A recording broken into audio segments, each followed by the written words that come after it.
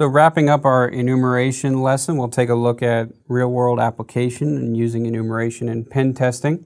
Again, I'm going to keep saying it, get approval before you do any of this stuff. Get the IP address range of your target through one of those regional registrars such as ARIN or LACNIC. Scan the host using ping, make sure they're alive.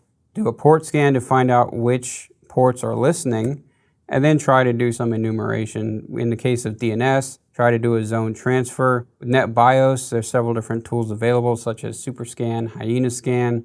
Also, you need to be aware that if there's a firewall in front of these Windows hosts or there's no way to directly access these Windows hosts, then it's going to be pretty difficult to enumerate NetBIOS. So having a host on the inside that's already compromised to jump off from to try to gather NetBIOS information is extremely helpful. So you might need to do a little bit of work to get into the network before you try to enumerate NetBIOS.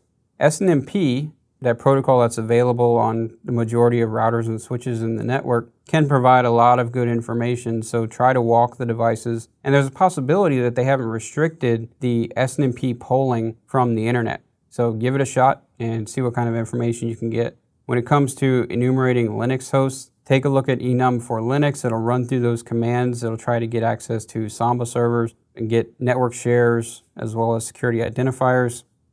With LDAP, we have Softera LDAP Administrator. If you can get access to the entire directory, then you have a whole bunch of information you can use. You have all the names, email addresses, phone numbers of the entire organization. There's a lot of good information in LDAP. With NTP, it really just comes down to, can you get the time?